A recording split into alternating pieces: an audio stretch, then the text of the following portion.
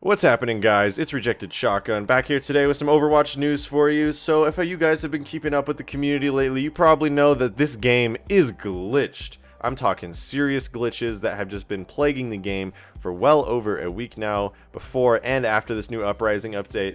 And so some specific heroes have been glitched. I already talked about one of my previous videos. Genji I'm going to talk about today, and competitive itself. It's having some weird issues today.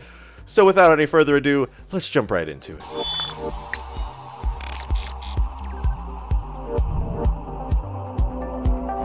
So there was this Genji main, and he was complaining on the Overwatch subreddit. I know, nothing out of the ordinary, but this Genji main is different because his complaints were really well documented and actually really valid. So this guy says that he's got 150 hours on average with Genji. A lot of the bugs that this guy talks about are definitely things that I've encountered myself in Overwatch, so I could definitely say from personal experience these are some really tragic issues. And the most tragic of issues here is definitely a cosmetic one. If you have the golden weapon for Genji and you have the carbon fiber skin, you'll bet that your sword's gonna look pretty terrible because the carbon fiber sword is supposed to have a blue edge on it that glows. However, if you switch it to the gold gun, you're gonna get a green edge, which totally clashes with the color scheme of carbon fiber. If the gold didn't already clash enough, now you got some green to mix in there with your blue. The biggest bug that I've seen a lot of people complaining about recently is the fact that Genji's slashes don't actually hit the enemies that you're trying to hit some of the time, and it's really inconsistent, and there's no real way to replicate this. But sometimes when you're using your ultimate, you're gonna slash people with that sword and it's just not going to hit them.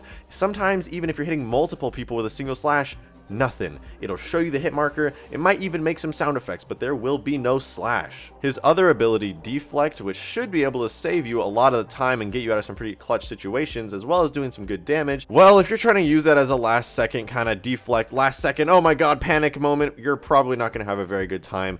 Because due to latency or some other unforeseen issues, if you use your deflect as a last minute ability, you're probably going to have a bad time and you're not actually going to see anything reflected, and you'll probably just end up dying. If you play Genji for hardcore parkour and you're climbing up walls all day long, then you probably have encountered the wall climb inconsistencies, where sometimes you'll just slip off a wall, or you'll bump your head on something, or you'll even climb up something sometimes that you didn't even mean to climb over, which sometimes makes you feel like a badass, but other times you're just kind of sitting there scratching your head like, what just happened? Now this last bug is actually really helpful, and it's a tip that a lot of really popular Genji players give to their viewers. It's that if you're playing Genji, if you jump in the air and you're looking up or you're looking down, your range with your sword is actually higher.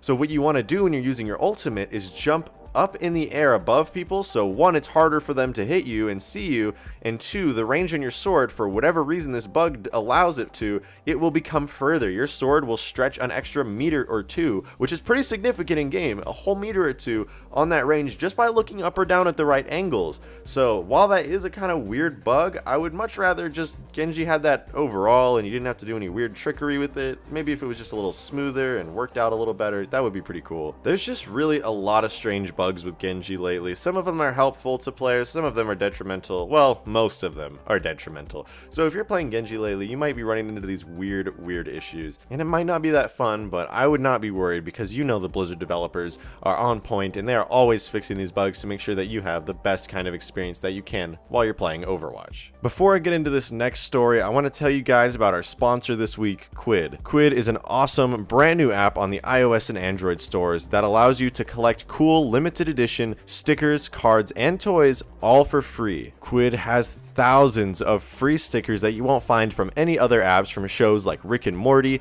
Adventure Time, Bob's Burgers, Family Guy, and just so many more. If you're a fan of my old Minecraft videos and you like Five Nights at Freddy's and you might collect those Funko Pop figures, well, you are gonna love Quid because they have all of that you can collect and share with your friends. Quid even comes equipped with a special keyboard so you can use the same messaging apps you already do and still be able to send your friends all the newest cool stuff that you've been unboxing in Quid and brag about the newest collectibles that you've got. You can trade, collect, and a lot more from a lot of really popular TV shows. If you guys want to add me on Quid, in the description you can find a link where you'll be able to do that, and I look forward to hearing from all you guys on there.